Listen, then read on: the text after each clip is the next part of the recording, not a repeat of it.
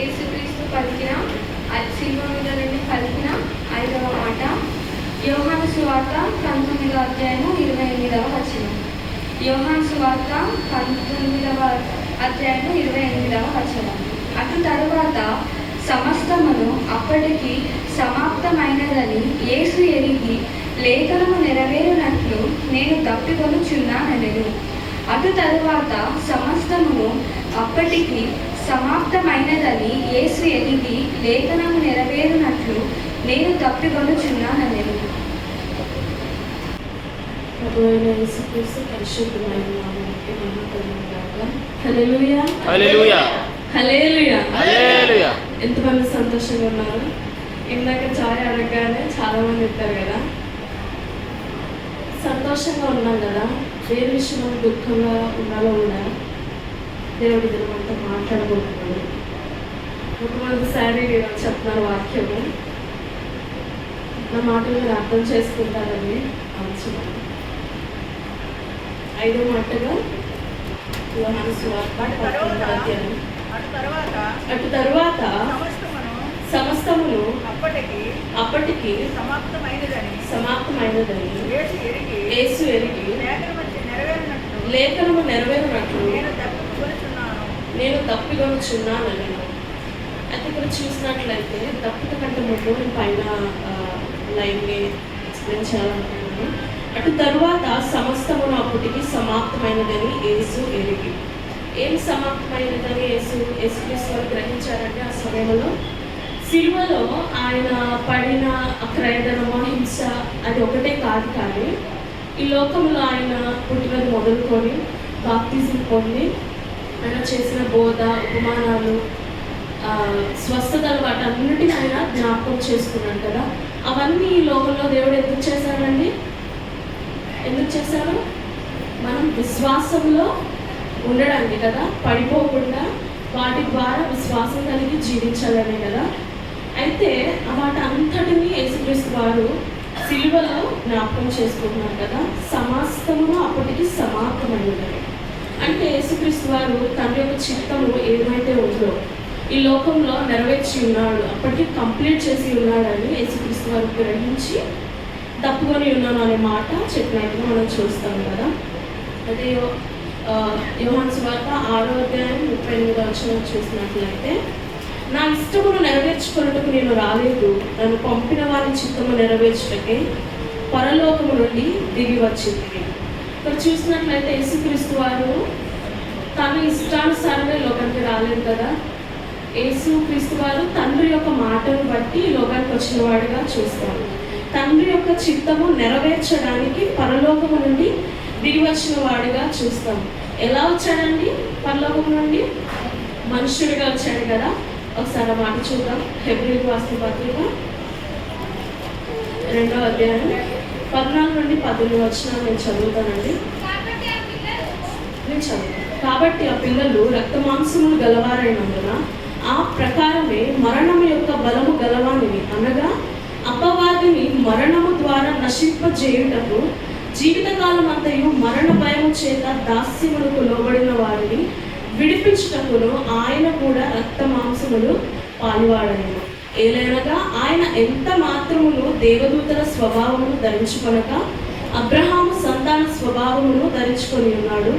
కావున ప్రజల పాపములకు పరిహారము కలుగజేయుటకే దేవుని సంబంధమైన కార్యములలో కనికరమును నమ్మకము గల ప్రధాన యాజకుడగు నిమిత్తము అన్ని విషయములలో ఆయన తన సహోదరుని వంటివాడు కావలసి వచ్చింది. తాను శోధింపబడి శ్రమలు పొందరు కనుక శోధింపబడు వారికి సహాయం చేయగలవాడై ఉన్నాడు. ఇక్కడ 16వ వచనంలో చూస్తే ఏలైనగా ఆయన ఎంత మాత్రము దేవదూతల స్వభావము ధరించుకొనక, దేవదూతల స్వభావము ఆయన ధరించుకోలేదు కదా. ఎటువంటి స్వభావం కలిగి ఉన్నాడండి? అబ్రహాము సంతాన స్వభావం, అనగా మనుష్యుడు పోలికగా ఆయన ఈ లోకానికి వచ్చిన వాడే ఉన్నాడు. అబ్రహాము సంతాన స్వభావం ధరించుకొని ఉన్నాడు. కావున ప్రజల పాపములకు పరిహారం కలుగజేయుటకే ఆయన మనుష్యుడుగా ఈ లోకానికి రావడానికి గల కారణం ఎందుకండి? పాపములైన మన యొక్క పాపముల నిమిత్తమై పరిహారము చేయడానికి కదా. అందుని బట్టి ఈ లోకంలో ఆయన మనుషుడు వచ్చిన వాడిగా చూస్తాము. అయితే దేవుని సంబంధమైన కార్యములలో కనికరము నమ్మకము గల ప్రధాన యాజకుడకు నిమిత్తము అన్ని విషయములలో ఆయన తన సహోదరుల వంటి వాడు కావలసి వచ్చను. ఒక మనుష్యుడు కానీ లోకంలో ఆయన ఉన్నట్టుగా మనం చూస్తాం. ఇక్కడ చూసినట్లయితే దేవుని సంబంధమైన కార్యములలో, దేవుని యొక్క కార్యములు ఆయన కనికరమును నమ్మకము గల ప్రధాన యాజకుడకు నిమిత్తం. ప్రధాన యాజకుడు ప్రథమ అంటే ఫస్ట్ కదా, ఆయన ఒక్కడే ఒక ఎగ్జాంపుల్గా ఉండడానికి లోకంలో మనుష్యుడిగా వచ్చినట్టుగా చూస్తాం. అన్ని విషయములో ఆయన తన సహోదరుల వంటి వాడు కావలసి వచ్చాడు. సహోదరుల వంటి వాడు కావలసి వచ్చాడు. తాను శోధింపబడి శ్రమ పొందిన కనుక శోధింపబడి వారికి సహాయం చేయగలవాడు. ఆయన ఈ లోకంలో ప్రతి విషయంలో మనుష్యుడిగా ఉన్నాడంటే ప్రతి టెంప్టేషన్స్ని ఆయన కూడా ఫేస్ చేసి ఉండాలి కదా. అన్నీ ఫేస్ చేసి ఆయన ఓవర్కమ్ చేశాడు. ఎలా ఓవర్కమ్ చేశాడండి? దేవుని యొక్క జీవిత చరిత్ర మనం చూసుకుంటే ప్రతి విషయంలో ప్రార్థన, వాక్యాన్ని ఎత్తిపట్టేవాడుగా దేవుడు ఉన్నాడు కదా. ప్రార్థించేవాడుగా, అనుదినము వాక్యాన్ని ధ్యానించేవాడుగా, ఎవరైనా శాస్త్రులు కానీ ఇంకెవరైనా అడిగినప్పుడు దేవుడు ఏ విధంగా సమాధానం ఇచ్చారు? దేవుని యొక్క వాక్యాన్ని బట్టి సమాధానం ఇచ్చిన వాడు ఉన్నాడు కదా. మనం కూడా ఈ లోకంలో అనేక విధమైన పరిస్థితులు ఎదుర్కొంటూ ఉంటాము, శోధనలు, శ్రమలు. వీటన్నిటి విషయంలో మనం ఏ విధంగా జీవించాలండి? దేవుడు యొక్క మాదిరితనాన్ని వదిలి వెళ్ళాడు కదా. ఆయన ఎలా వెళ్ళాడు? మాదిరితనం ఎలా జీవించాలి, ఎలా బ్రతకాలి, ఎలా పాపాన్ని ఓవర్కమ్ చేయాలని ఈ లోకంలో దేవుడు జీవించినట్టుగా మనం చూస్తాం కదా. అలానే తాను శోధింపబడి శ్రమ పొందను కనుక శోధింపబడు వారికి, అనగా మనం ఈ లోకంలో ప్రయాసం ఉంటుంది, శ్రమ ఉంటుందని యేసుక్రీస్తు మనకు ఆల్రెడీ వాక్యం ద్వారా సెలవిచ్చున్నాడు కదా. కానీ లోకంలో ఆయన జయాన్ని కలిగి ఉన్నాడు. హల్లెలూయా! జయాన్ని పొంది ఉన్నామా లేదా? మనం పొందలేదు. యేసుక్రీస్తు వారు ఈ లోకాన్ని జయించిన వాడు. మనం ఎప్పుడు పొందుతాము? ఆయన యొక్క మార్గంలో మనం నడిచినప్పుడు ప్రతి శ్రమలో జయాన్ని పొందుకోగలుగుతాం. ఏదైనా మనం బలహీనతలన్నీ ముందు పెట్టుకొని మనము జయించలేకపోతున్నాం కదండి. ఎంతమంది నమ్మొచ్చిందని మనం బలహీనతలు ఎక్కువైపోయినాయి కదా. శారీరకంగా, మన ఆర్థికంగా కావచ్చు, ఇంట్లో పరిస్థితులు కావచ్చు, అన్నీ ముందు పెట్టుకొని మనము దేవుళ్ళు ఎదగలేని వారిగా వచ్చే శ్రమలకి సాతానుగాడు పంపపరుస్తున్న ఈ భయంలో, ఈ బలహీనతలో మనం పడిపోయే వారంగా ఉంటున్నాం కదా. 14వ వచనంలో చూస్తే, కాబట్టి ఆ పిల్లలు రక్త మాంసము గలవారైనందున ఆ ప్రకారమే మరణం యొక్క బలము గలవానిని, అనగా అపవాదిని. మరణము యొక్క బలము గలవానిని అనగా ఎవరు? అపవాదిని. మరణము ద్వారా నశింపజేయుటకు జీవితకాలం అంతయు మరణ భయము చేత దాస్యమునకు లోబడిన వారిని విడిపించుటకు. హల్లెలూయా! అపవాది ఏం చేస్తుంది? లోకంలో మరణాన్ని మనకు చూపించి భయం పెట్టేస్తుంది కదా. ఈ లోకంలో ప్రతి మనుషులకు ఉండే భయం ఏంది? మన ప్రాణం ఎక్కడ పోతుందో, ఇంకా ఎంజాయ్ చేయలేమేమో, ఈ లోకంలో ఇంకేం అనుభవించలేమని ఇదే భయం కదా. కానీ మనం గుర్తుంచుకోవాల్సింది ఏంటండి? యేసుక్రీస్తు ద్వారా మనము ఈ లోకం నుండి పరలోక రాజ్యానికి చేరుతామనే నిరీక్షణ మనం కలవాలన్నట్లయితే ఈ లోకంలో మరణానికి మనం భయపడం కదా. భయపడతామా? భయపడం కదా. ఒకవేళ మరణానికి భయపడుతున్న వారంగా అయితే అపవాది యొక్క బలహీనతను మనం కూడా ఉన్నామా లేదా ఒకసారి మనం పరీక్షించుకోవాలండి. అయితే మరణము యొక్క బలము గలవానిది, అనగా అపవాదిని మరణము ద్వారా నశింపజేయటం. యేసుక్రీస్తు వారు శిలువ మరణం పొందారు కదా. ఎందుకంటే అపవాదిని జయించడానికి, అనగా పాపం అంటే ఏంటి? మరణం అన్నమాట, అందరికి తెలుసు కదా. దాన్ని జయించడానికి యేసుక్రీస్తు వారి లోకములో శిలువ మరణము పొందినవాడు ఉన్నాడు కదా. ఆయన మరణించి సమాధిలోనే ఉన్నాడా? లేదు కదా. తిరిగి లేచిన వాడే ఉన్నాడు. హల్లెలూయా! తిరిగి లేచిన వాడా లేదా? మన దేవుడు సజీవుడు కదా. మన దేవుడు మన కలిగిన యేసుక్రీస్తు వారు సజీవుడై ఉన్నాడు కదా. అందుని బట్టి మనం దేవుని స్తుతించాలి. దినము అపవాది బలహీనతలో, భయములో, మరణమును భయము చేత మనల్ని ఉంచుతుంది. కాబట్టి ఈ దినము భయములో బ్రతుకుతున్నాము, బలహీనతలో బ్రతుకుతున్నాము. దేవుని యొక్క మాట చొప్పున నడవలేని వారముగా ఉంటున్నాము. ఒకసారి చూస్తే యోహాను సువార్త 3వ అధ్యాయం 16వ వచనం మీద చదివినట్లుగా, దేవుడు లోకమును ఎంతో ప్రేమించను కాగా ఆయన తన అద్వితీయ కుమారునికి పుట్టినవాని యందు విశ్వాసం ఉంచి ప్రతి వాడును నశింపక నిత్య జీవం పొందినట్లు ఆయనను అనుగ్రహించను. లోకము తన కుమారుని ద్వారా రక్షణ పొందుటకే గాని లోకమునకు తీర్పు తీర్చుటకు దేవుడు ఆయన లోకమునకు పంపలేదు. ఇది మనం చూస్తున్నాం కదా. లోకమును ఎంతో ప్రేమించాడు. లోకంలో ఉన్న పాపని దేవుడు ప్రేమించలేదు. దేవుడు ఎవరిని ప్రేమించాడు? లోకంలో ఉన్న మనుషుని. ఆయన మనలో వచ్చిన ఆ ఆత్మను బట్టి మనకి ఆ ఘనతను అందాం కదండి. హల్లెలూయా. అయితే దేవుడు లోకం ఎంతో ప్రేమించను కాగా ఆయన తన అద్వితీయ కుమారుడు అంటే వన్ సన్, ఒక్కటే కుమారుడు, ఆయన ప్రధానమైన కుమారుడు. ఈ లోకంలో చూసినట్లయితే ఆయనకి ఇచ్చిన ఘనత ఇంకెవరికి లేదు కదా, యేసుక్రీస్తు వారికి ఉన్న ఘనత. ఎందుకంటే ఆయన మన పాపముల నిమిత్తమై లోకానికి వచ్చిన వాడుగా, మన పాపముల నిమిత్తమై శిక్షను తొలగించిన వాడిగా ఈ లోకంలో ఉన్నాడు. కాబట్టి తండ్రి యేసుక్రీస్తు వారికి అంత ఘనత ఈ లోకానికి ఇచ్చిన వాడే ఉన్నాడు. ఎవరైతే కుమారుని యందు విశ్వాసం ఉంచుతారో వాళ్ళకి ఏం జరిగిద్దండి? నిత్య జీవానికి వెళ్తారు కదా. అయితే చూసినట్లయితే అద్వితీయ కుమారుడు పుట్టిన వాని యందు విశ్వాసం ఉంచు ప్రతి వాడులో నశింపక, శారీరక మందు నశించేవారు కాదు కానీ ఆత్మీయంగా నరకంలో పడిపోకుండా జీవం కలిగిన దేవుని రాజ్యంలో మనం కూడా ఉంటామని నిరీక్షణ మనం కలిగి ఉంటామని. ఎప్పుడు కలిగి ఉంటామండి? యేసుక్రీస్తు వారి యందు విశ్వాసం వచ్చినప్పుడు. అద్వితీయ కుమారుడికి పుట్టిన వారి యందు విశ్వాసం వచ్చి ప్రతి వాడును నశింపక నిత్య జీవం పొందినట్లు ఆయనను అనుగ్రహించడు.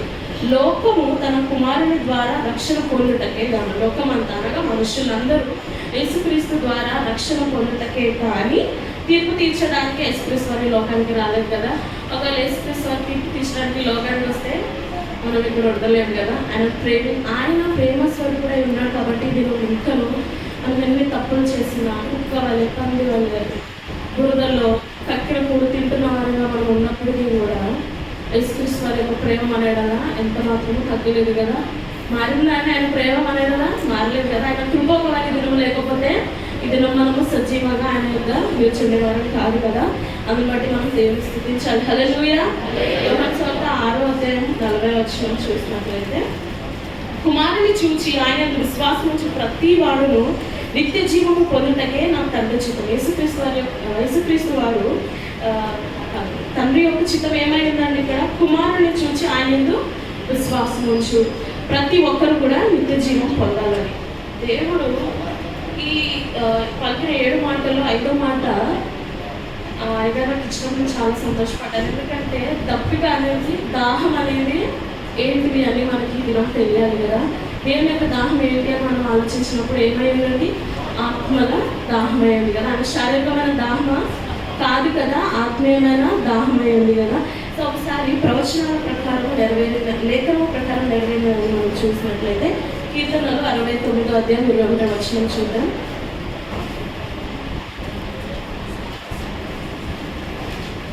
కీర్తనలు 69:21.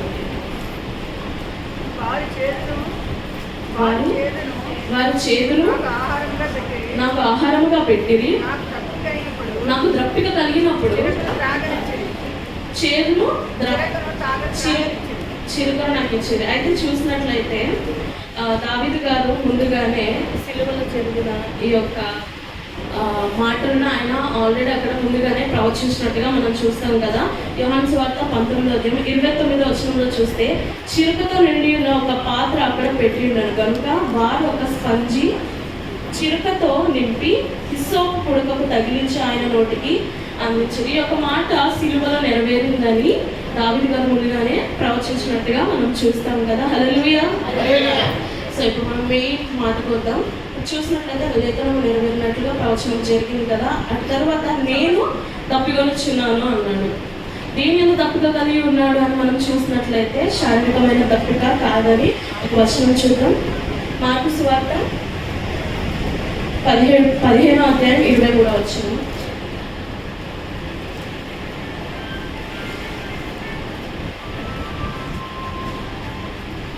అంతటా బోలము కలిపిన ద్రాక్ష రసం ఆయనకి ఇచ్చిరి కానీ ఆయన దాన్ని పుచ్చుకొనలేదు. 22 చదువుతాను. వారు గొల్గొతా అనబడిన చోటునకు ఆయనను తీసుకొని వచ్చిరి. గొల్గొతా అనగా కపాల స్థలం అనే అర్థము. అంతటా బోలము కలిపిన ద్రాక్ష రసం ఆయనకి ఇచ్చిరి కానీ ఆయన దాన్ని పుచ్చుకొనలేదు. ఇక్కడ చూసినట్లయితే యేసుక్రీస్తు వారు అప్పటికీ హింస వదిలినవాడు ఉన్నాడు కదా.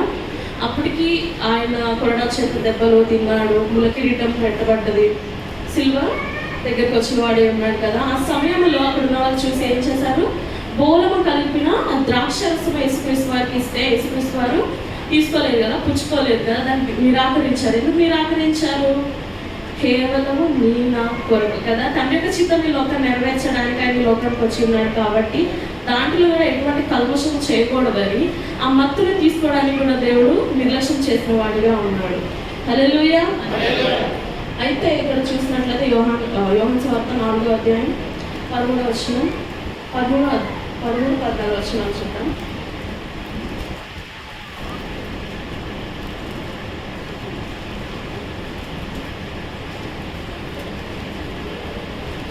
యోహాను సువార్త 4వ అధ్యాయం నేను చదువుతున్నాను. అందుకు యేసు, ఈ నీళ్లు త్రాగు ప్రతివాడును మరలా దప్పిగొనును, నేనిచ్చి నీళ్లు త్రాగువాడు ఎవ్వడును దప్పిగొనడు. ముందు మాటలో మనం చూసినట్లయితే ఆయన బోలము కలిపిన ద్రాక్షరసం ఆయన తీసుకోలేదు కదా.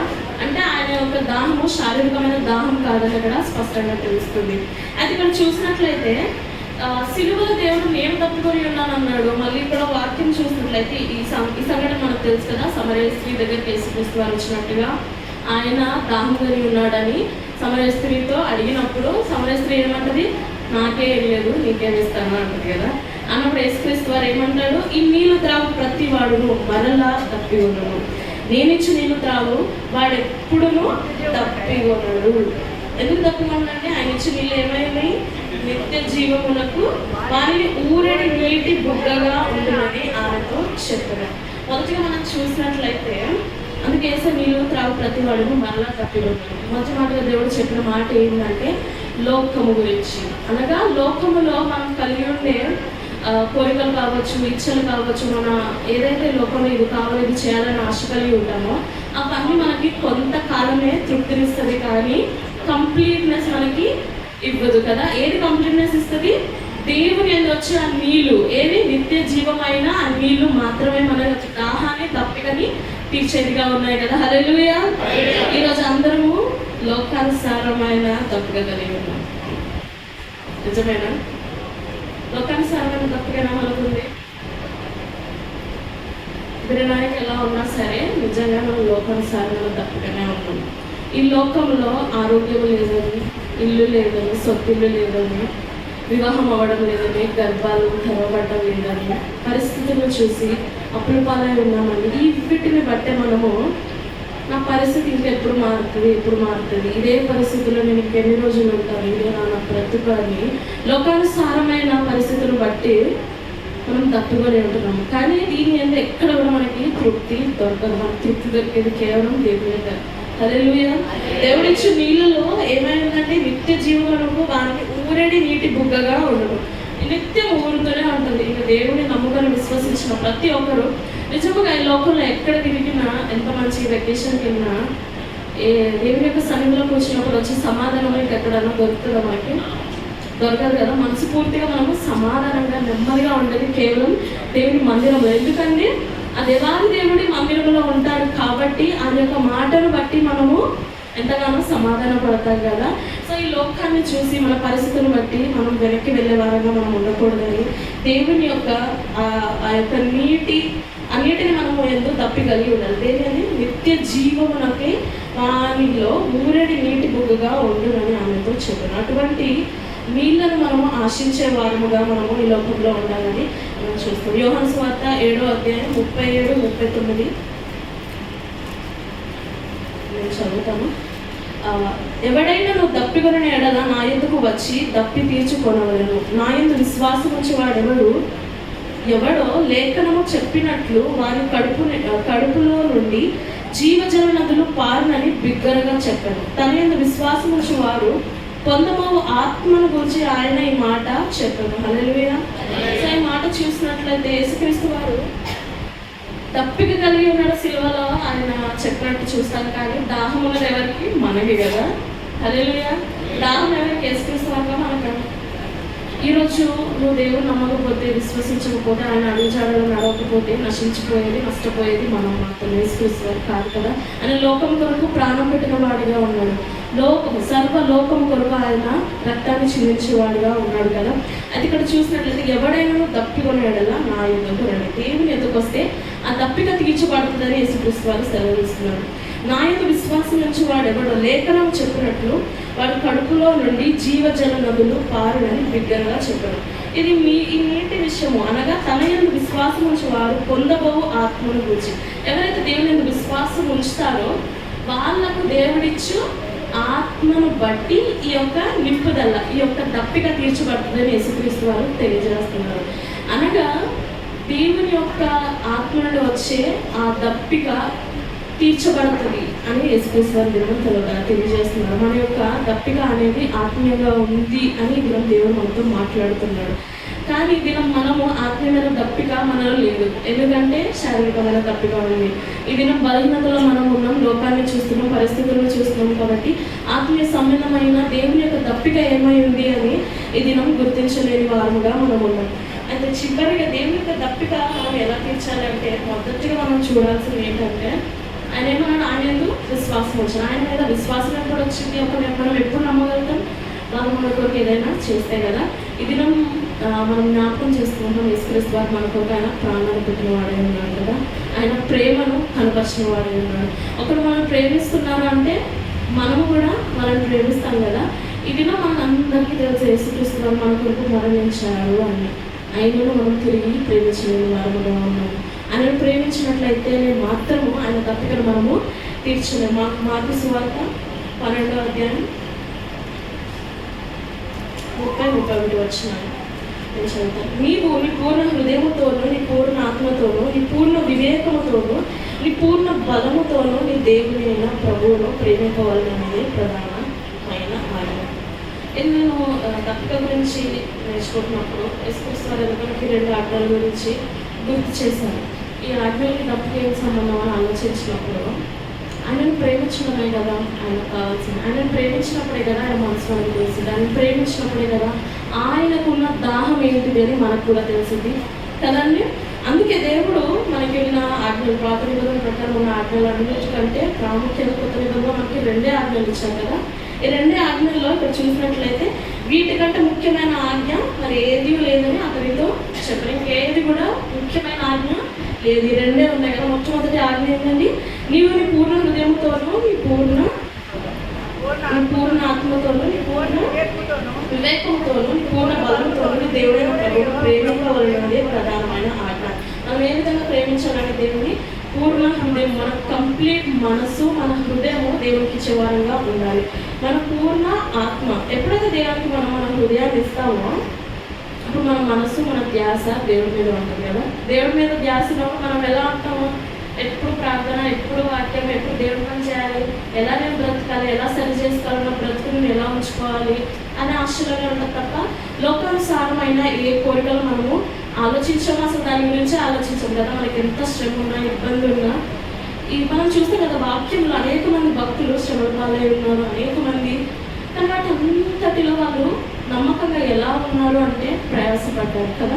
చూసాం కదా ఈ 40 రోజుల ఉపవాస శ్రమల దినాల్లో అనేక మంది స్త్రీల గురించి మనం నేర్చుకున్నాము. అనేక మంది ఉపచారులుగా, సహకారులుగా, నీతిమంతులుగా, పరిశుద్ధులుగా ఉన్నారు. అంత సులువైన విషయం కాదు కదా. వాళ్ళు కూడా మనలాగే మనుషులే.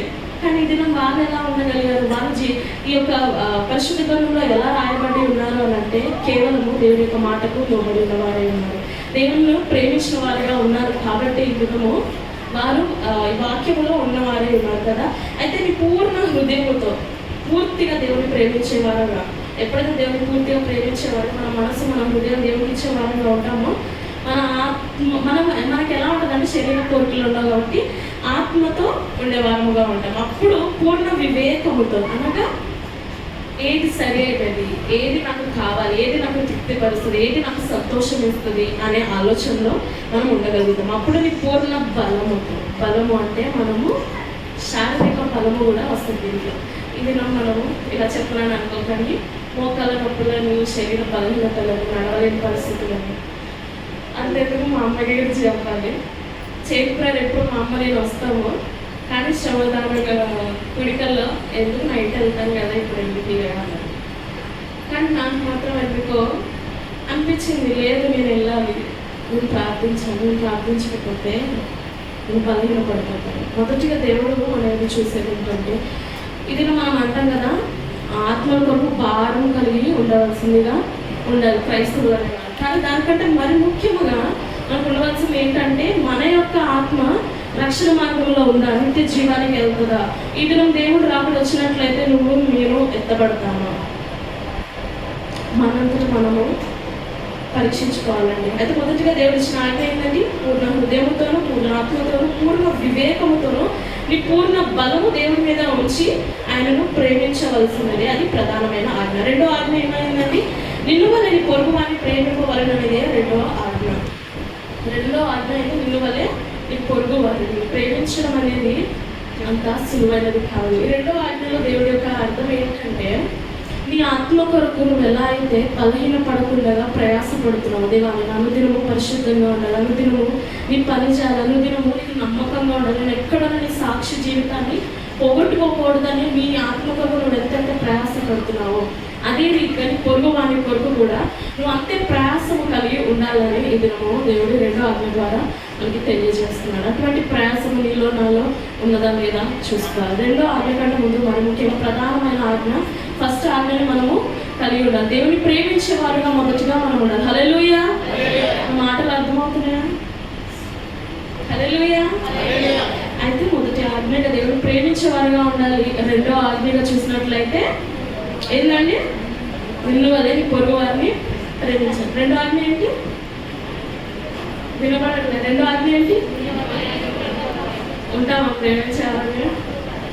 ఉంటామా?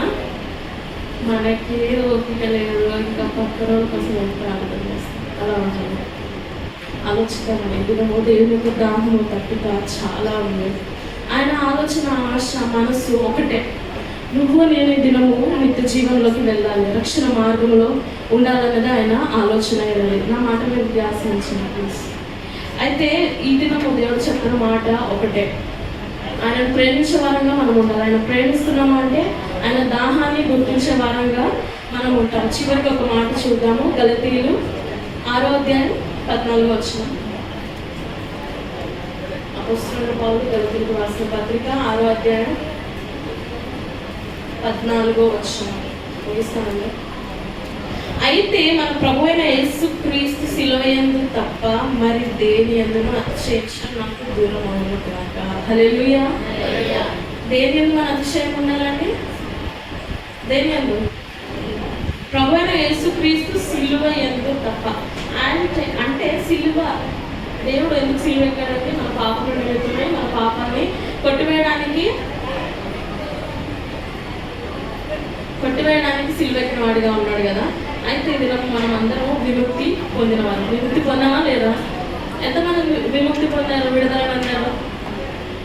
సొంత పాపమును బట్టి విముక్తి విడుదల పొందిన వాళ్ళు ఎంతమంది? ఎవరు పొందలేదా? చేతులు ఎత్తుదలే, కనిపించలే, అవి శిష్యులకు ఇచ్చిన వెనకాల ఇంకా పాపములకి విముక్తి పొందలేదని డైలమాలో ఉంటున్నారు.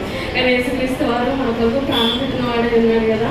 అయితే మన అతిశయము ఈ లోకంలో ఒకటే ఉండాలి. ఏంటిది అంటే యేసుక్రీస్తు శిలువ యందు తప్ప మనకి దేని యందు మన అతిశయము ఉండకూడదు. అదంతా కూడా దూరం అయిపోవాలి. లోకంలో ఉండే ఆశలు, కోరికలు అన్నిటికంటే దేవుని యందు, దేవుని శిలువ యందు అతిశయించే వారుగా మనం అందరం ఉండును గాక. దేవుడి వాక్యాన్ని దీవించాలి. ఆశీర్వదించి దీవించిన గాక. ఇక్కడున్న ప్రతి ఒక్క బిడ్డ ప్రతి ఒక్క ప్రాంతంలో వాడబడును గాక. ఆమేన్, ఆమేన్. అయితే ఈ సమయంలో మన మధ్యలో ఉన్న శోభమ్మ వాక్య నిమిత్తము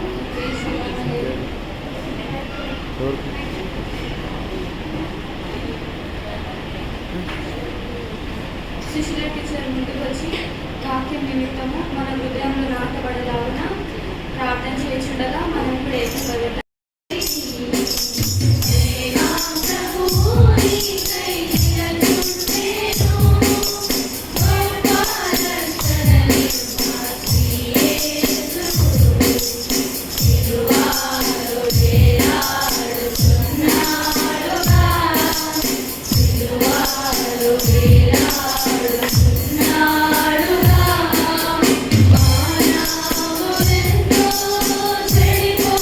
Bye.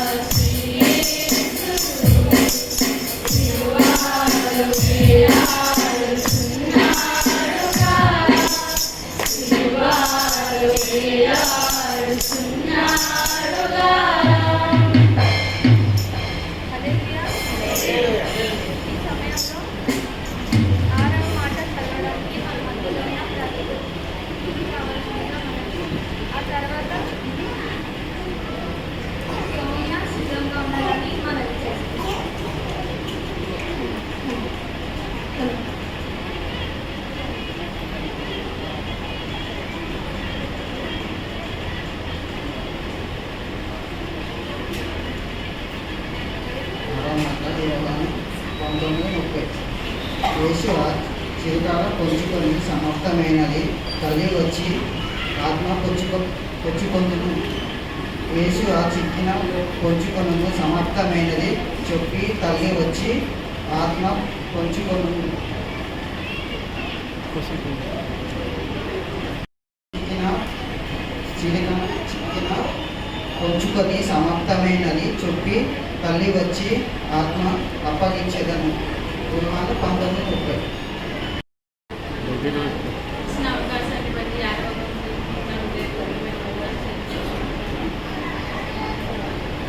యోహాను సువార్త 19:30 చూసుకుంటే యేసు ఆ చిలుకను పుచ్చుకొని సమాప్తమైనది చెప్పి తల వంచి ఆత్మను అప్పగించాడు.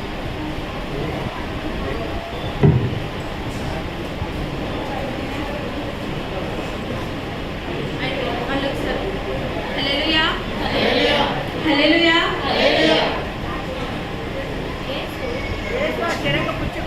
యేసు ఆ చిరకను పుచ్చుకొని సమాప్తమైనదని చెప్పి తల వంచి ఆత్మను అప్పగించాడు. అయితే సమాప్తమైన దానికి అర్థం ఏంటండి? సంపూర్తిగా చేయడం, దేవుడికి విజయం అని. మనం అందరం అనుకుంటాం, అయ్యో సమాప్తం అయిపోయినది, అయ్యో దేవుడికి ఉండలేమో అని అనుకుంటాం. కానీ సమాప్తమైన దానికి అర్థము సంపూర్తిగా, పర్లోకపు తండ్రి ఇచ్చిన పని సంపూర్తిగా చేయటం.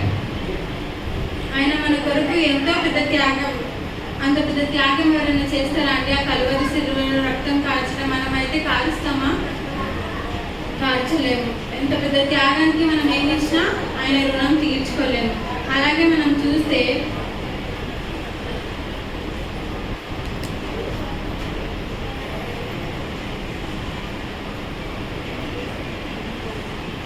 ఈ లోకానికి దేవుడు ఎందు నిమిత్తమైతే వచ్చారు? పాపల కొరకు, పాపలకి రక్షణ కలగడానికి, విమోచన కలిగించడానికి, అపవాది క్రియలను లయపరచడానికి, చెరలో ఉన్న వారిని విడిపించడానికి ఈ లోకానికి వచ్చారు. లూకా సువార్తలో ఉంటుంది కదా, చూద్దాం. లూకా సువార్త 4:18.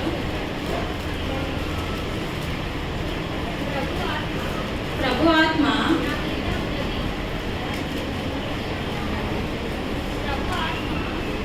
ఆత్మ నా మీద ఉన్నది,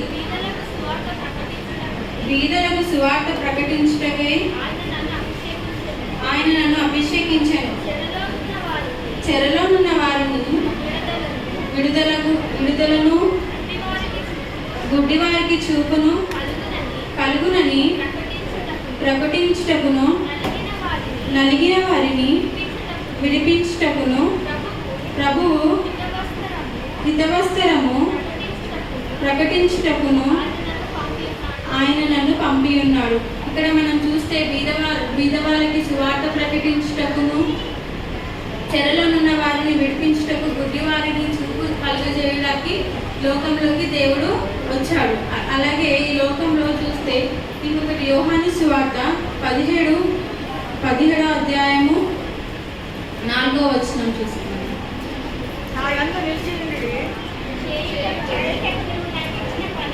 చేయుటకు నీవు నాకు ఇచ్చిన పని సంపూర్ణంగా నెరవేర్చి భూమి మీద నిన్ను మహిమపరిచితిని. చేయుటకు పరలోకపు తండ్రి ఇచ్చిన పని సంపూర్తిగా నెరవేర్చారు. కాబట్టి మనమైతే ఈ లోకానుసారంగా జీవిస్తూ దేవుని పనిని మర్చిపోతాం. మన పనులే మనం చూసుకుంటాం, కానీ దేవుని పనిని మనం చూస్తామా అండి? అసలు పట్టించుకోము. ఏదైనా పని చెప్పినా సరే మనము సరిగ్గా చేయము. ఒక్కొక్కసారి మన మమ్మీ డాడీ వాళ్ళే చెప్పినా మనం అబ్బా ఊరికే నాకే చెప్తున్నారు పనులన్నీ అని అనుకుంటాం. కానీ పరలోకపు తండ్రి అలా అనుకున్నారా? అనుకోలేదు. సంపూర్తిగా పరలోకపు తండ్రి ఇచ్చిన మాటలను, ఇచ్చిన పనులను నెరవేర్చారు.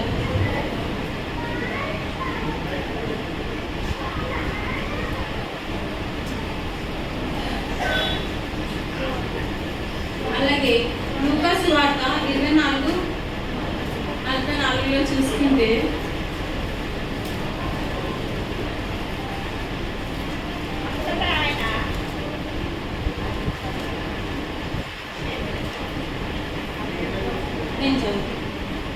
అంతటా ఆయన మోషే ధర్మశాస్త్రంలో ప్రవక్తల గ్రంథములను క్రీస్తులను నన్ను గూర్చి రాయబడే పనిని నేను నెరవేరినవని నేను నీ యొద్ద ఉండినప్పుడు నీతో చెప్పిన మాట నెరవేరినవని వారితో చెప్పాను.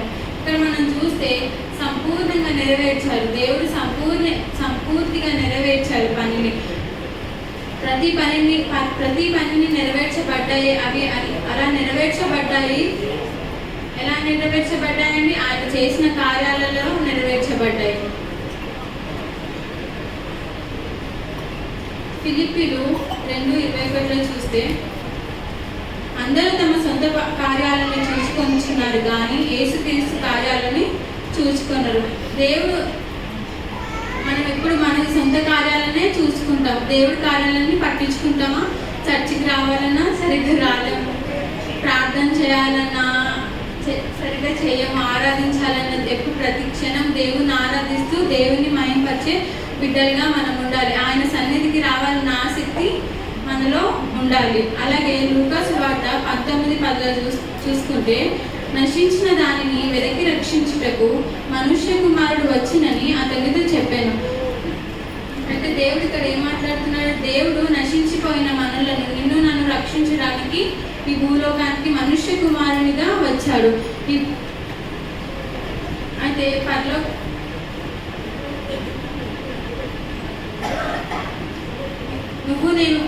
నేను నశించుకోవడం ఆయనకి ఇష్టమా అండి? ఇష్టం లేదు. అందుకే మనలను రక్షించుటకి ఆ కల్వరి సిలువలో మన కోసం బలి అయ్యాడు. అలాగే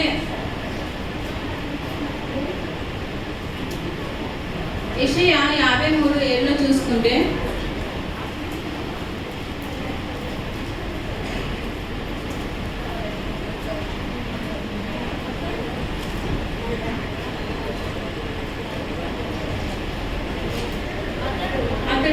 దౌర్జన్యము నుండి బాధింపబడినను అతడు నోరు తెరవలేదు.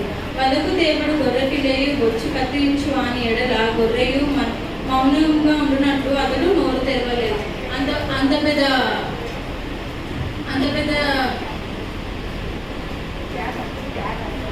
అంత పెద్ద త్యాగం చేసినప్పుడు ఆయన నోరు తెచ్చారా?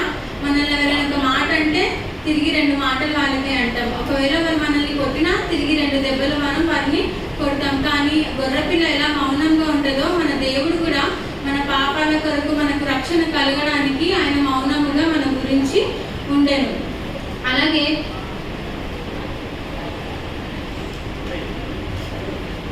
మొదటి యోహాను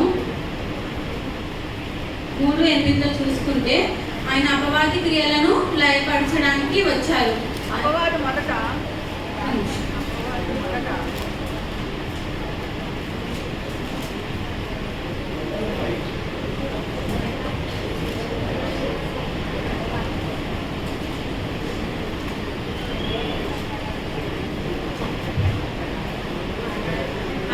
మొదట నుండి పాపం చేయుచున్నాడు గనక పాపము చేయవాడు అపవాది సంబంధం. అపవాది యొక్క క్రియలు లయపరచుటకై దేవుడు కుమారు ప్రత్యక్షమాయను. మనము అపవాది క్రియలను లయపరచడానికి ఈ భూలోకానికి దేవుడు వచ్చాడు. మన కోసం ఆ కల్వరి సిలువలో త్యాగమయ్యారు. అలాగే మనం చూస్తే మనం అపవాది క్రియలను లయపరిచేవారుగా ఉండాలి. ఆయన దృష్టిలోకి మనం వెళ్ళకుండా మనము దేవుని దృష్టిలో ఉండేవారిలాగా మనం ఉండాలి. హెబ్రీలు 9:12 చూస్తే మేకల యొక్క కొడేల యొక్క రక్తంతో కాక తన స్వరక్తముతో ఒకేసారి పరిశుద్ధ స్థలంలోకి ప్రవేశించాం. ఆయన కల్వరి కొండలో కార్చిన రక్తంతో మనకి విముక్తి కలిగింది. ఆ రోజు ఆ త్యాగం చేయకపోతే మనం ఇక్కడ ఉండేవారం అండి? అసలు కానే కాదు. ఎక్కడో పడిపోయిన వారి కింద ఉండేవాళ్ళము. అలాగే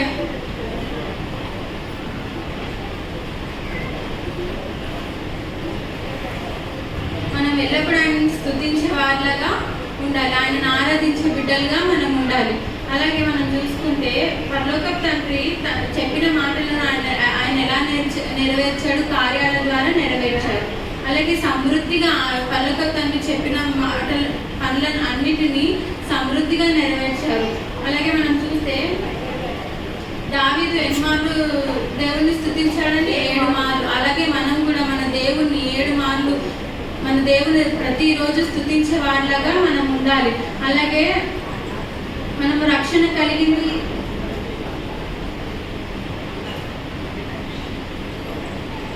ఆయన మన కోసం ఎన్నో అవమానాలను నిర్లక్ష్య పెట్టి సిలువను సహించాడు. అలాగే మనకు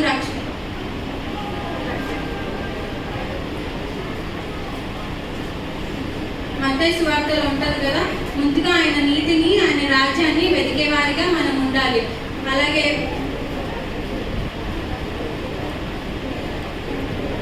యోహాను సువార్త 4:24 ఉంటది, ఆయన ఆత్మ కనుక ఆయనను ఆత్మతోనూ సత్యముతోనూ ఆరాధించే వారిలాగా ఉండాలి. మరి ఈరోజు మనం చూసుకుంటే మన దేవుడు మన కోసం ఎన్నో త్యాగాలని చేశాడు. కల్వరి సిలువలో మేకులను, ముళ్ళ కిరీటను, కాళ్ళల్లో చేతులలో మేకులను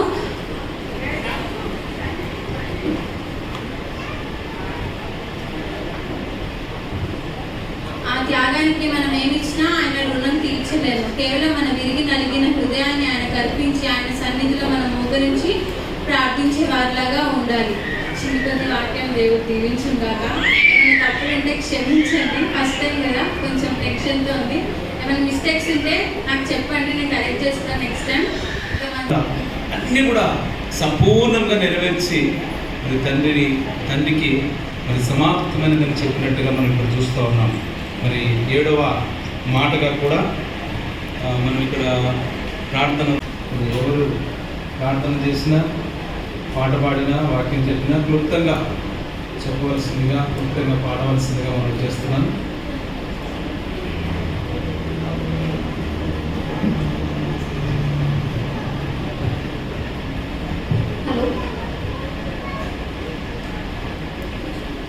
నీవు కలిగిన కోరికకై వేలాది వందనాలయ్యా, నీవు చేసిన త్యాగముకై శతకోటి స్తోత్రాలయ్యా, నీవు చేసిన త్యాగముకై శతకోటి స్తోత్రాలయ్యా.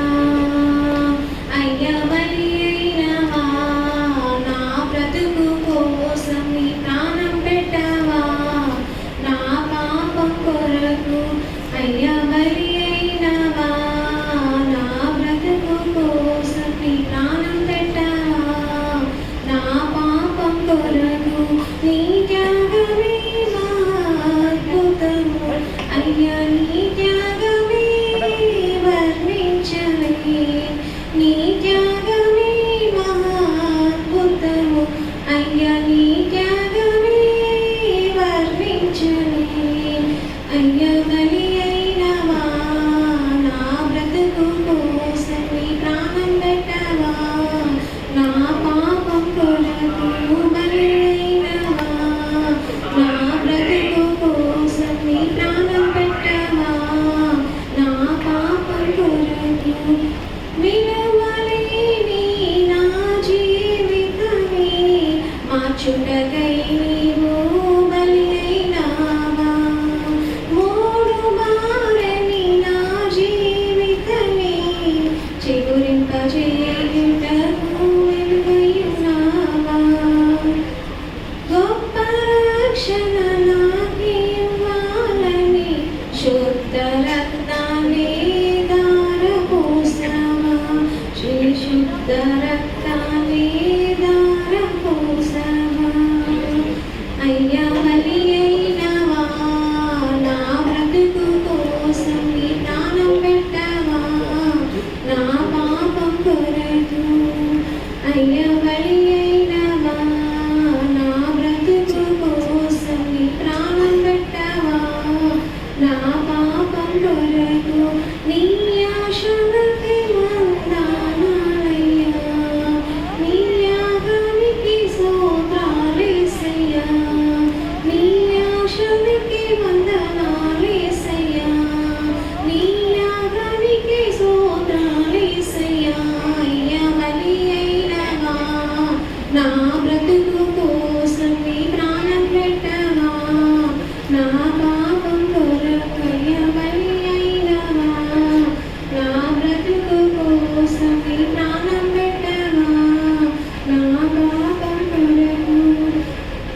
God bless okay. 7వ మాట లూకా 23వ అధ్యాయము 46వ వచనము. అప్పుడు యేసు గొప్ప శబ్దంతో కేకలు వేసి, తండ్రి, నీ చేతికి నా ఆత్మను అప్పగించుకొనుచున్నానని ఆయన ఇలాగ చెప్పి ప్రాణం విడిచాడు. మళ్ళీ చదువు రిఫరెన్స్ చెప్పు. అప్పుడు యేసు గొప్ప శబ్దంతో కేక వేసి, తండ్రి, నీ చేతికి నా ఆత్మను అప్పగించుకొనుచున్నానని ఆయన ఇలాగ చెప్పి ప్రాణం విడిచాడు. God bless. ప్రతి ఒక్కరికి నా హృదయపూర్వకమైన వందనాలు చెల్లించుకుంటున్నాను. లూకా సువార్త 23వ అధ్యాయము 46వ వచనం. అప్పుడు యేసు గొప్ప శబ్దంతో కేక వేసి, తండ్రి, నీ చేతికి నా ఆత్మను అప్పగించుకొనుచున్నానని ఆయన ఇలాగ చెప్పి ప్రాణము విడిచాను. యేసు ప్రభు వారి సిలువలో పలికిన 7వ మాటగా మనము చూస్తున్నాం. ఏ మాట అది? తండ్రి, నీ చేతికి నా ఆత్మను అప్పగించుకొనుచున్నానని చెప్పి ఆయన సిలువలో ప్రాణము విడిచినట్లుగా 7వ మాట మనము చూస్తాం. ఇదే మాట మత్తయి సువార్తలో కూడా మనం చూస్తాము. మత్తయి సువార్త 27వ అధ్యాయము 27-50 వచనం. యేసు మరలా బిగ్గరగా కేక వేసి ప్రాణము విడిచాడు. అంటే తండ్రి, నీ చేతికి నా ఆత్మను అప్పగించుకొనుచున్నానని చెప్పి యేసు ఎట్లా బిగ్గరగా కేక వేస్తూ ఆయన చెప్పి ప్రాణాన్ని విడిచినట్టుగా మనము చూస్తాం. యోహాను సువార్తలో మనం చూస్తాం. యోహాను సువార్త 10వ అధ్యాయము 10వ అధ్యాయము 10వ వచనం. దొంగతనమును, హత్యను, నాశనము చేయుటకు వచ్చును గాని వారి దేనికి రాదు.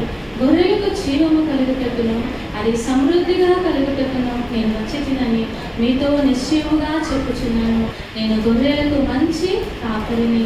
మంచి కాపరి గొర్రెల కొరకు తన ప్రాణము పెట్టిన దేవుని పరిశుద్ధ నామానికి వందనాలు, స్తుతులు, స్తోత్రాలు చెల్లించుకుంటున్నాను. ఆయన మన కొరకు మంచి కాపరిగా ఈ లోకానికి వచ్చారు. ఎందుకు? తన ప్రాణాన్ని పెట్టడానికి ఆయన ఈ లోకానికి వచ్చారు కదా. అంటే నేను గొర్రెలకు మంచి కాపరిని.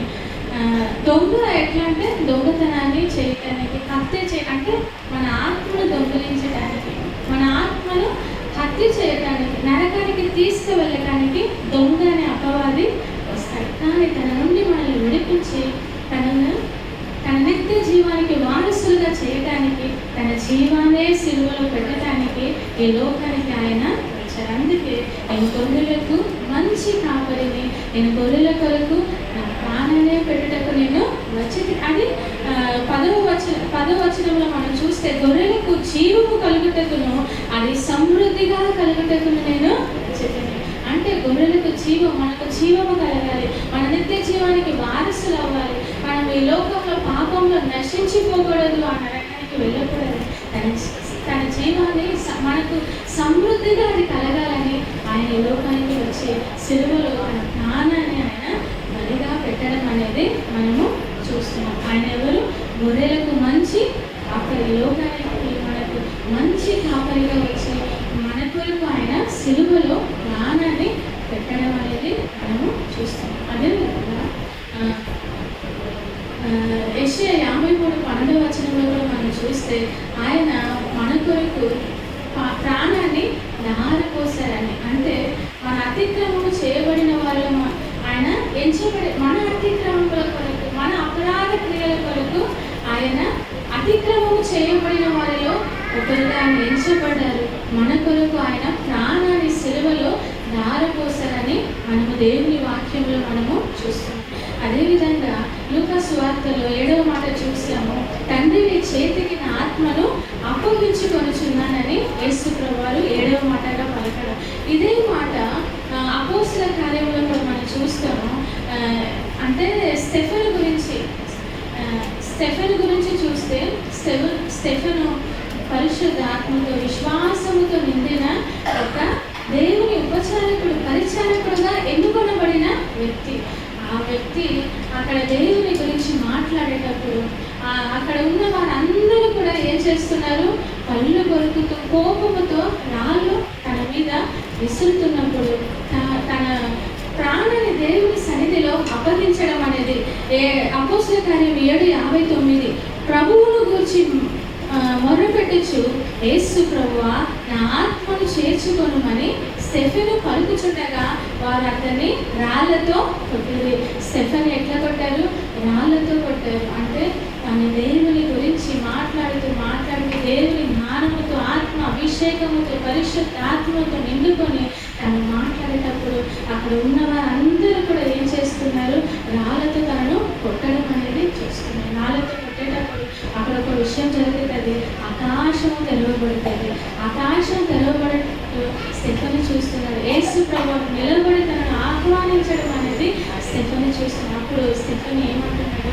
నా ఆత్మను చేర్చుకోమని దేవుని చేతికి తన ఆత్మను అప్పగించడం అనేది మొదటి హతసాక్షిగా మనం స్టెఫెనుని మనము చూస్తున్నాం. తన ఆత్మను ఎవరికి అప్పగించాడు?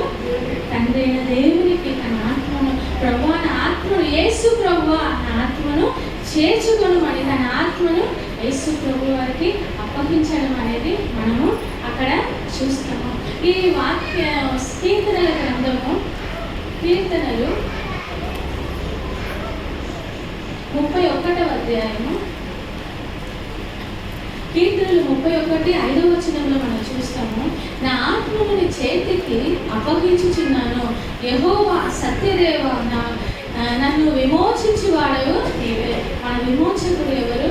యేసుక్రీస్తే. ఆయనే మనల్ని విమోచించడానికి, మనల్ని రక్షించడానికి, మన కొరకు ప్రాణము పెట్టడానికి ఆయన వచ్చారు. మనం కూడా ఏం చేయాలి? మన ఆత్మలను దేవుని చేతి, ఎందుకంటే యేసు ప్రభువు మన కొరకు మాదిరి ఉంచిపోయారని దేవుని వాక్యంలో మనము చూస్తున్నాం కదా. 1 పేతురు 4:19 చూస్తుంటే 1 పేతురు 4:19 కాబట్టి దేవుని చిత్త ప్రకారము బాధపడువారు సత్ప్రవర్తన గలవారై నమ్మకమైన సృష్టికర్తకు తన ఆత్మను అప్పగించుకొనవలెను. అంటే కాబట్టి దేవుని చిత్త ప్రకారము బాధపడువారు సత్ప్రవర్తన గలవారై నమ్మకమైన సృష్టికర్తకు తమ ఆత్మలను అప్పగించుకొనెను. యేసు ప్రభువు ఈ లోకానికి వచ్చి మన కొరకు ఆయన ప్రాణాన్ని పెట్టడం, తన ఆత్మను తండ్రికి అప్పగించడం అనేది మనం చూస్తాం. మనము కూడా ఎలా ఉండాలని దేవుని వాక్యంలో యేసు ప్రభువు లోకానికి వచ్చి తండ్రి చిత్తం అంతే నెరవేర్చారు కదా. ఇప్పుడు 6 మాట్లాడారు. తండ్రి చిత్తం అంతా ఆయన నెరవేర్చి సమాప్తమైనదని చెప్పి తండ్రికి తన ఆత్మను అప్పగించుకున్నాడు. అదేవిధంగా దేవుని చిత్తం ప్రకారము శ్రమపడే వారు మనము ఏం చేయాలి? మనం సత్ప్రవర్తన కలిగి ఉండాలి. మనం సత్ప్రవర్తన కలిగి ఉన్నప్పుడే మనము కూడా మన ఆత్మను తండ్రి చేతికి అప్పగించుకోగలరు. ఆయన మనకు మాదిరి ఉంచిపోయాడు అని దేవుని వాక్యంలో మనము చూస్తున్నాం. అదేవిధంగా హెబ్రీలో మనం చూస్తే హెబ్రీ పత్రిక 7వ అధ్యాయము 26 హెబ్రీ 7:26 పవిత్రుడును నిర్దోషియు నిష్కల్మషుడును పాపులలో చేరక ప్రత్యేకముగా ఉన్నవాడును ఆకాశ మండలము కంటే మిక్కిలి తెచ్చైన వాడునైన ఇట్టి ప్రధాన యాజకుడు మనకు సరిపోయిన వాడు. యేసు ప్రభువు గురించి దేవుని వాక్యము చూస్తే ఆయన పవిత్రుడు, ఆయన నిర్దోషి, ఆయన నిష్కల్మషుడు, ఆయన పాపులలో చేరక ప్రత్యేకమైన వాడిగా ఈ లోకంలో ఆయన జీవించాడు. ఆయన గురించి ఆయన పవిత్రుడు, ఆయన పరిశుద్ధుడు, ఆయన నిర్దోషిగా ఈ లోకంలో ఆయన వచ్చాడు, నిర్దోషిగా జీవించాడు. ఆయన నిష్కల్మషుడు, ఆయనలో ఏ కల్మషము, ఏ కపటము ఆయనలో కనబడలేదు. ఆయన పాపము చేయలేదు, ఆయన నోటిలో ఏ కపటము కూడా కనబడలేదని దేవుని వాక్యంలో మనము చూస్తున్నాం. ఇంకొక ప్రత్యేకమైన మాట ఇక్కడ చూస్తాము. ఆయన పాపులలో చేరక ప్రత్యేకముగా ఉన్నవాడంట. ఆయన పాపులలో, ఈ లోకంలో ఆయన పాపుల మధ్యలోనే ఆయన సంచరించారు, పాపుల మధ్యలోనే ఆయన జీవించారు. పాపులను రక్షించడానికి క్రీస్తు యేసు ఈ లోకమునకు వచ్చాడు. అయినా పాపులలో ఆయన చేరలేదు, పాపంలో ఆయన చేరలేదు. పాపులలో చేరక ఆయన ప్రత్యేకమైన వాడు, పరిశుద్ధుడు, నిష్కల్మషుడు, నిర్దోషుడు అని దేవుని వాక్యంలో మనం చూస్తున్నాం. మన జీవితంలో ఆయన మాదిరి ఉంచిపోయాడు.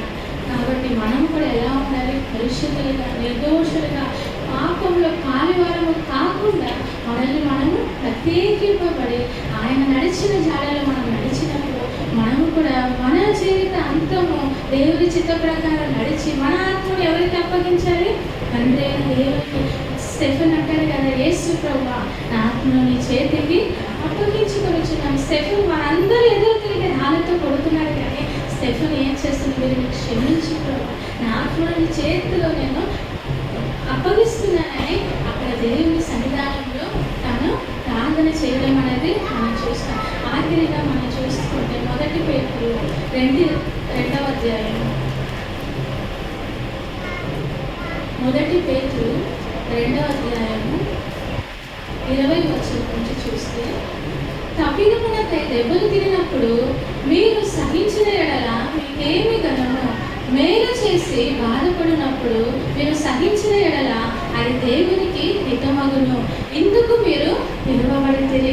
అక్కడ స్టెఫెన్ ఏమన్నా అన్యాయం చేశాడని కాదు, యేసు ప్రభువుని ఏమన్నా పాపం కాదు, ఆయనలో ఏ పాపము లేదు, ఆయన నోట్లో ఏ కపటము లేదు, ఆయనలో ఏ కల్మషము లేదు, ఆయన పాపులలో చేరని ప్రత్యేకమైన వాడు, నిర్దోషి అని దేవుని వాక్యంలో మనం చూస్తున్నాం.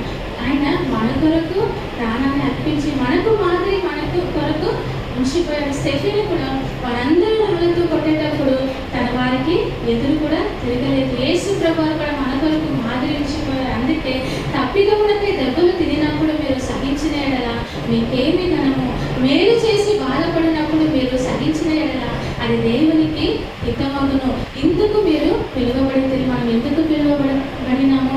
మనం తప్పులు చేసి మనం శిక్ష అనుభవిస్తే మనకేమైనా హితమవుతుందా? అది మంచిదా? కాదు. కానీ మనం మేలు చేసినప్పుడు మనం యేసు ప్రభువుని అంగీకరించి ఆయన కొరకు నిందలు, అవమానాలు, హింసలు పడేటప్పుడు మనం ఎవరికి ఎదురు తిరగకుండా మనం దేవుని చేతిలో మనల్ని అప్పగిస్తూ మనల్ని ఏం చేయాలి? దేవుని సన్నిధానంలో తగ్గించుకునేటప్పుడు అదే మనకు మహిమకరంగా, అదే దాని కొరకే మనము పిలువబడ్డామని దేవుని వాక్యము.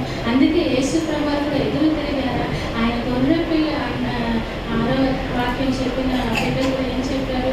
ఆయన వదకు తీయబడిన గొర్రె పిల్లగా వచ్చి కత్తిరించి వాని ఎదుట గొర్రెగా ఆయన ఎలా ఉన్నారు? మౌనముగా ఉన్నారు. ఆయన ఎదురు తిరగలేదు, ఆయన దూషింపలేదు అని ఇక్కడ కింద కూడా చూస్తాము. క్రీస్తు కూడా మీ కొరకు బాధపడి మీరు తన అడుగు జాడలందు నడుచుకున్నట్లు మీకు మాదిరి ఉంచిపోయాను.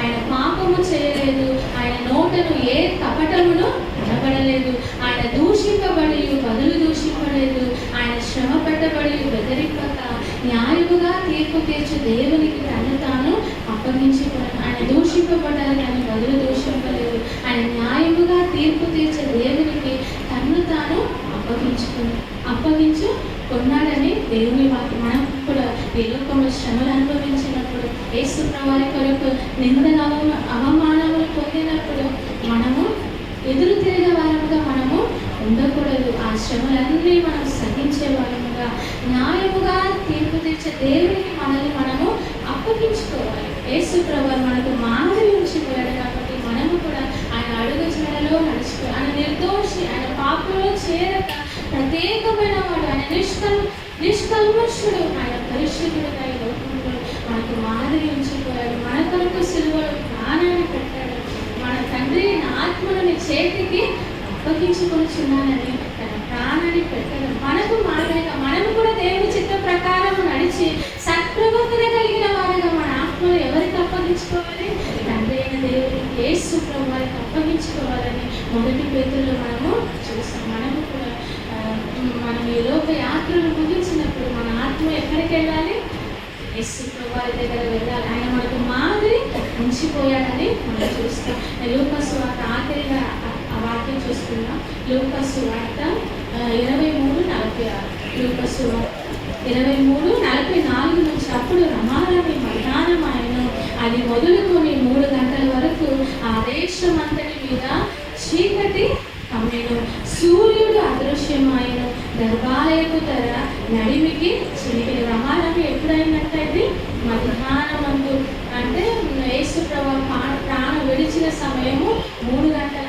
3 గంటలు ఎందుకు యేసు ప్రభు అంటే ఇంకొక మాట మనం చూసుకుందాం. యోహాను సువార్త 10వ అధ్యాయము యోహాను సువార్త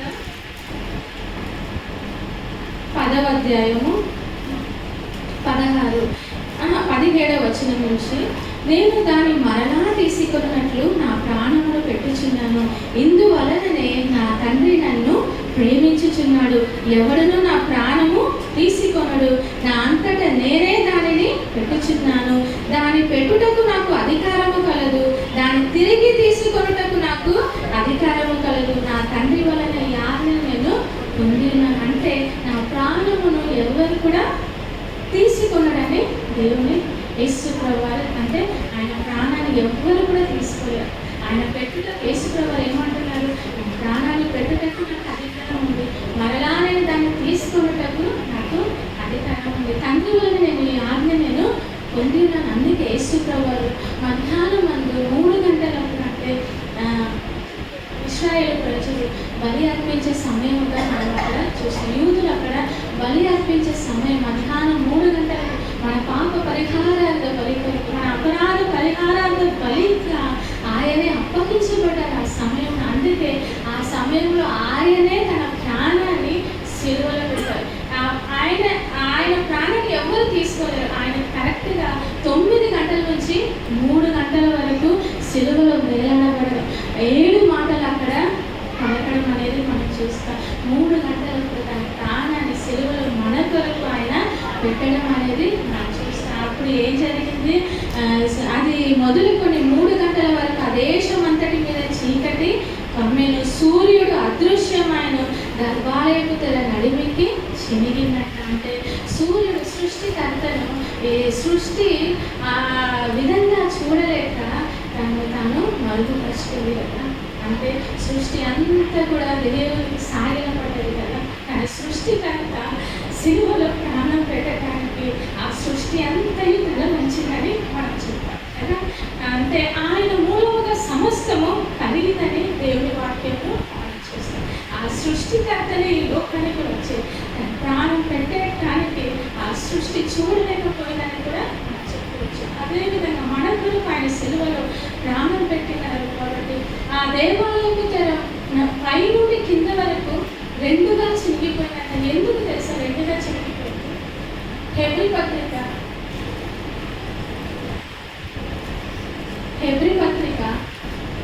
9వ అధ్యాయము 19లో మనం చూస్తే, సహోదరులారా, యేసు మన కొరకు ప్రతిష్ఠించిన మార్గమున, అనగా నూతనమైనది జీవము గలదియు ఆయన శరీరము అను తెర ద్వారా ఏర్పరచబడినదియునైన మార్గమున ఆయన రక్తము వలన పరిశుద్ధ స్థలమునందు ప్రవేశించుటకు మనకు ధైర్యము కలిగి ఉన్నది కనుక. ఆమె దేవుని నామానికి వందనాలు. అప్పుడు పాత నిబంధన గ్రంథంలో ఎవరు కూడా అతి పరిశుద్ధ స్థలములో కానీ ప్రవేశించడానికి వీలు లేదు. ప్రధాన యాజకులు మాత్రమే ఆ అతి పరిశుద్ధ స్థలములో ప్రవేశించడానికి అర్హులు. అది కూడా వారు దేవుని బలి అర్పించి ఆ రక్తాన్ని తీసుకొని ప్రవేశిస్తారు. కానీ యేసు ప్రభువు మన కొరకు సిలువలో కార్చిన అమూల్యమైన పరిశుద్ధ రక్తము ద్వారా ఆ తెర చినగబడ్డది. ఆ తెర చినగబడ్డది ద్వారా మనమే ఆ పరిశుద్ధ స్థలములో, అతి పరిశుద్ధ స్థలములో తండ్రి దగ్గర చేరగలగటానికి దేవుడు మనకు కృపను, ఆయన రక్తము వలన దేవుడు మనకు నూతన మార్గాన్ని తెరిచాడని దేవుని వాక్యంలో మనము చూస్తాం. అప్పుడంతా పాపములు ఒప్పుకోవటానికి ప్రజలంతా ప్రధాన యాజకుల దగ్గరికి వెళ్ళి తన పాపములు ఒప్పుకుంటారు. నేను ఈ పాపం చేశానని ఒప్పుకొని అక్కడ గొర్రెల మీద చేయి పెట్టి బలిని వధిస్తారు. కానీ యేసు ప్రభువు మన అందరి పాపము కొరకు సిలువలో తన్ను తాను బలిగా అప్పగించుకున్నాడు కాబట్టి ఆ తెర అక్కడ చినిగిపోయింది. ఆ తెర చినగడం వల్ల మనమే స్వయాన తండ్రి అయిన దేవుని సన్నిధానములు వెళ్ళి అబ్బా తండ్రి అని మొదలుపెట్టుకుంటున్నాం. మన పాపములకు ఆయన పశ్చాత్తాపం అక్కడ మనకు దొరుకుతుంది. డైరెక్ట్గా మనమే ఆయన సన్నిధానంలో వెళ్ళగలుగుతున్నాం. ఎందుకు?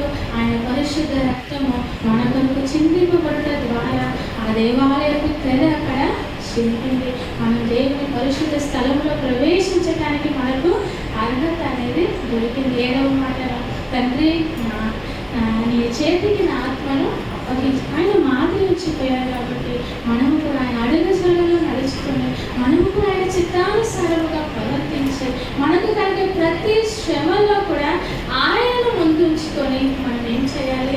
మనము కూడా మన ఆత్మను తండ్రి అయిన దేవుడికే హెబ్రీలో మనం చూస్తాం, మన ఆత్మకు ఆయన తండ్రి అని, మన ఆత్మకు ఆయన కాపరి అని మనం చూస్తాం. మన ఆత్మకు సృష్టికర్త ఆయనే కాబట్టి మన ఆత్మను ఎవరికి అప్పగించాలి? స్టెఫెను ప్రభు నా ఆత్మను చేర్చుకొని మనము కూడా అలాంటి సాక్ష్యకరమైన జీవితం జీవించి మన జీవిత అంతంలో కూడా మనము తండ్రి అయిన దేవునికి మన ఆత్మను అప్పగించే వారంగా ఉండాలని చిన్న వాక్యాన్ని దేవుడు దీవించుకుంటారు. నీ చేతికి ఆత్మను క్షమించాలి తండ్రి, మీరు ఏం చేస్తున్నారో మీరు ఎరుగు కనుక వీరిని క్షమించమనగా మొదటి మాట క్షమాపణ, రెండవ మాట రక్షణ కదా, మూడవ మాట ప్రేమ, ఆప్యాయత, బాధ్యత. మూడో మాటలు ఏముంటాయి? మూడు ఉంటాయి కదా. ఒకటి ప్రేమ ఉంది, తల్లి మీద ప్రేమ. ఇంకొకటి తల్లి మీద బాధ్యత. ఇంకొకటి ఆయనను అప్పగించి ప్రేమ చూపడం, బాధ్యత అంతా కూడా చూపించాడు కదా దేవుడు. నాలుగో మాటగా మనం చూస్తే అక్కడ ఎడబాటు కదా, తీవ్ర మనోవేదనను కూడా చెప్పవచ్చు. ఎడబాటు కలిగినప్పుడు ఏమవుతుంది? బాధ కలుగుతుంది, అంటే వేదన కలుగుతుంది కదా. ఐదో మాటగా మనం చూస్తే శ్రమానుభవం కదా. ఇది ఐదవ మాట శ్రమానుభవం. మరి ఆరవ మాట విజయానికి సూచిక. ఏడవ మాట మనం చూసినట్లయితే యేసు వారు ఇక సిలువలో సంతృప్తి చెందినట్టుగా మనం చూస్తాం కదా. 7 మాటల సిలువ మీద పలికి తన యొక్క ప్రాణాన్ని యేసు వారు విడిచినట్టుగా మనం చూస్తాం. అయితే ఆ సిలువకు విలువ ఎందుకు వచ్చిందని మనం చూసినట్లయితే నేను వాక్యం చెప్పాను, కానీ కొన్ని రెఫరెన్స్లు మాత్రం చెప్తాను. యేసు వారు సిలువను మోసినందుకు ఆ యొక్క సిలువకు విలువ వచ్చింది. మత్తయి సువార్త 27:32. యేసుని సిలువ మోసినందుకు ఆ యొక్క సిలువకు విలువ వచ్చింది. లూకా సువార్త 23:33. అయితే యేసు పునరుత్థానుడై అయినందుకు ఆ యొక్క సిలువకు విలువ వచ్చింది. మత్తయి సువార్త 28:56. అదే రకంగా మనం చూస్తే యేసు 7 మాటలు పలికినందుకు, మనం ప్రకటిస్తున్నందుకు ఆ యొక్క సిలువకు విలువ వచ్చింది. మొదటి కొరింథీ 1:23. తర్వాత మనం చూస్తే మనల్ని అందరినీ కూడా ఆయన తన యొక్క విలువ పెట్టి, అంటే తన యొక్క రక్తాన్ని ధారపోసి విలువ పెట్టి కొన్నందుకు ఆ యొక్క సిలువకు విలువ వచ్చింది. మొదటి కొరింథీ 6:20. తర్వాత మరి నా విమోచకుడు సజీవుడు, అంటే దేవుడు సజీవుడైనందుకు ఆ సిలువను మోసినందుకు ఆ యొక్క సిలువకు విలువ అనేది వచ్చింది. యోబు గ్రంథము 19:25. ఈ రకంగా మనం చూస్తే దేవుడు సజీవుడు. ఈ దినమున సిలువకు అప్పగింపబడి మరి తిరిగి పునరుత్థాన దినమున, అనగా ఈస్టర్ దినమున, ఆదివారం దినమున ఆయన తిరిగి లేచినట్టుగా లేఖనం ద్వారా మనం చూసుకోవచ్చు కదా. ఆ విధంగా మరి గత సంవత్సరం మనం ఏం చూసామంటే లాస్ట్లో 7వ ఎక్కం చూసే 7 మాటల గురించి మనం చూసినప్పుడు ప్రతి ఒక్క మనుష్యునికి 7వ ఎక్కము అనగా 7th చాలా ముఖ్యమాట కదా. 7వ ఎక్కము చాలా ప్రాముఖ్యమైనది ప్రతి ఒక్క మనిషికి. మొదటిగా 7 అంటారు కదా. 7 అంటే బాల్యం అన్నమాట. రెండోది 7:14 అంటే యవనం. 7:21 అంటే వివాహం. 7:4:28 కదా. 7:4:28. ఆ రకంగా మనం చూస్తే సంతానం. 7:5:35 సంసార సాగరంలో ఉంటారన్నమాట. 35 అంటే 35 సంవత్సరంలో మనిషి సంసార బాధ్యతలు అన్నీ కూడా తీసుకుంటాడు. తర్వాత మనం చూస్తే 7:6:42 అంటే బాధ్యతలు. 42 సంవత్సరాలు వచ్చేవాళ్ళు ప్రతి ఒక్కరికి బాధ్యతలు అనేవి వస్తాయి కదా. బాధ్యతలు మీద పడతాయి. 35 నుంచి 40 సంవత్సరాలు దాటితే బాధ్యతలు వస్తాయి ఆటోమేటిక్గా. మరి 7:7:49 అప్పుడు ఏమవుతుంది? తల నెరిసిపోతుంటుంది కదా. 45 దాటితే మన తల నెరిసిపోతుంది, అనగా తెల్లగా అవుతూ ఉంటుంది. మన మీద కలర్ కొట్టుకొని మేనేజ్ చేస్తాం కదా. నేను అదే పని చేస్తున్నాను, చాలామంది కూడా అదే పని చేస్తారు. అయితే 7 ఏళ్ళు 49 సంవత్సరంలో వృద్ధాప్యానికి స్వాగతం పలికినట్టు అనమాట. మరి అదే విధంగా మనం చూస్తే 7×8=56 అంటే రిటైర్మెంట్కు స్వాగతం కదా. ప్రతి ఒక్క మనిషి ఆ యొక్క రిటైర్మెంట్కి స్వాగతం పలికినట్టుగా మనం చూస్తాం. 7×9=63 అంటే మామూలుగా మనం లోకరీతిగా చూస్తే 60 సంవత్సరాలు దాటితే ఏం చేస్తారు, షష్ఠి పూర్తి చేసుకుంటారు. అంటే తిరిగి అదే భార్య భర్తలు తిరిగి మళ్ళీ వాళ్ళకు సన్మానించి పెళ్లి చేస్తారు కదా పెద్దలకు. 60 సంవత్సరాలు లోకరీతిగా మనం చూస్తే మరి 7×10=70 అంటే 7×10=70 అంటే బ్రతికి ఉంటామో లేదో చెప్పలేని పరిస్థితి, చెప్పలేని కాలం కదా. 60 సంవత్సరాలు బ్రతికితే ఈ యొక్క కాలంలో ఎక్కువ బ్రతికినట్టు. ఈ కాలంలో అంటే మా జనరేషన్లో, అంటే మన జనరేషన్లో ఇంతకుముందు ఉన్న వాళ్ళు 70, 80, 90 దాకా ఉంటారు. ఇప్పుడు మనమైతే మన జనరేషన్ బట్టి చూస్తే 70 అనగా 70 సంవత్సరాల వరకు బ్రతకడము చాలా ఎక్కువే కదా. ఆ రకంగా అంటే దేవుడు 7 మాటలు పలికినందుకు ఈ యొక్క ఉదాహరణగా ఈ యొక్క 7 తీసుకోవడం జరిగింది. అంతేగాని ఏదో చెప్పాలని కాదు. దేవుడు మరి ఈ యొక్క కొద్ది మాటను దీవించి ఆశీర్వదించును గాక. యేసు చావందే సిలువ పైన పాట.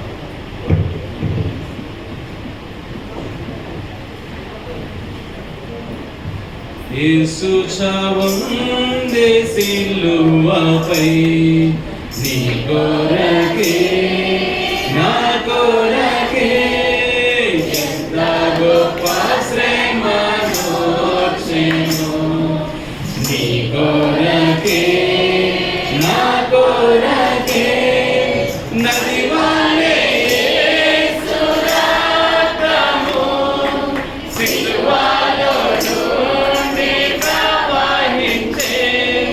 నది వలె యేసు రక్తము సిలువలో నుండి ప్రవహించే. పాపము కడిగే పరిణాము తుడచి, పాపము కడిగే పరిణాము తుడచి, ఆ ప్రశస్త రక్తమే, ఆ ప్రశస్త రక్తమే యేసు చావునే సిలువపై నీ కొరకే నా కొరకే ఎంత గొప్ప శ్రమనోర్చెను. నీ కొరకే నా కొరకే. హల్లెలూయా.